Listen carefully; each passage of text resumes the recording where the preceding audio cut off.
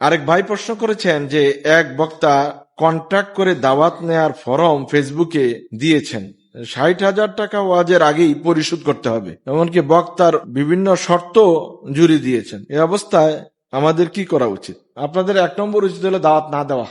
এই বক্তাকে দাওয়াত না দেওয়া, এটা হলো 1 নম্বর কাজ। সমস্যা 2 দিক থেকে, শুধু বক্তার দোষ না, দোষ হলো শ্রোতা, বক্তা, আয়োজক, এই 3 ধরনের মানুষ। আয়োজকরা মনে করে কত জমানো যায়, কাকে দিয়ে জমবে। শ্রোতারা মনে করে কে বেশি ভালো সুরেলা কণ্ঠের, কে কত বেশি অভিনয় জানে, ওরে দাওয়াত করো। তাহলে 2 জনের নিয়ে তো এভাবেই শেষ। আর যিনি বক্তা তিনি মনে করেন এটা একটা ভালো ইনকামের সোর্স, যা পারি কামাই নেই।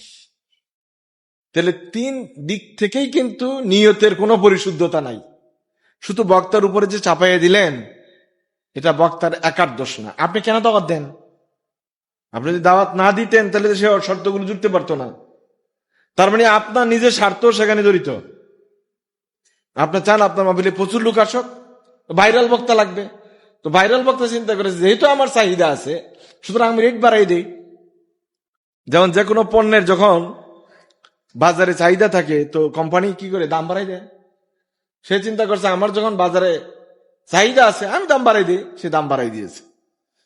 একাকী কোনো এক ব্যক্তির কাজ নয়। শুনেন, আল্লাহ সুবহানাহু ওয়া তাআলা কিন্তু এই কাজটি করতে নিষেধ করেছেন কোন দায়ীর জন্য। যদি সে মনে করে আল্লাহর রাস্তায় দাওয়াত করি, তো তার জন্য এই কাজ হারাম। ওয়ালা তাশতারু বিআয়াতি সামানান কালিলা, আমার দ্বীন, আমার কোরআন, আমার আয়াত, এটাকে অল্প টাকায় বিক্রি করিও না। বলেন তো কোরআনের একটা আয়াতের মূল্য কি পরিমাণ টাকা হলে আপনি মনে করেন কোরআনের এই আয়াতের মূল্য দেওয়া হয়েছে? কথা বলেন না কেন? আপনাদের কাছে কি এরকম কোন সংখ্যা আছে যে এই সংখ্যা পরিমাণ টাকা দিলে কোরআনের এই আয়াতের দাম আদায় হয়ে যাবে? আছে? পুরা পৃথিবী দিলে কি কোরআনের একটা আয়াতের মূল্য পরিশোধ করা যাবে? আর আল্লাহ তাআলা কি বললেন? ওয়ালা তাশতারু বিআয়াতি সামানান কালিলা, পৃথিবীর সকল টাকা, পুরা পৃথিবীটাও যদি লিখে দেন, কোরআনের একটি আয়াতের পরিমাণ মূল্য হওয়ার কোনো সুযোগ নাই। সেই ক্ষেত্রে আপনি জানেন সবটাই হলো সামানান কালিলা, যে 60 নেন, 70 নেন, 1 নেন, 1 কোটি নেন, 100 কোটি নেন, সবটাই হলো সামানান কালিলা। আল্লাহর কাছে এই সমস্ত টাকার কোনো মূল্য নেই। আল্লাহ রাসূল বলেন, জানাহে বাউদাতিন, একটা মাছির 2 ডানার, একটা ডানা পরিমাণ মূল্য গোটা পৃথিবীর মূল্য আল্লাহ তাআলার কাছে নাই। একটা ডানার পরিমাণ মূল্য। আচ্ছা বলেন তো মাছির একটা ডানার কি দাম? এটা কি কাজে লাগবে? রাসূল বলেন একটা মাছির 2টা ডানার একটা ডানা পরিমাণ মূল্য গোটা পৃথিবীর মূল্য আল্লাহ তাআলার কাছে নাই।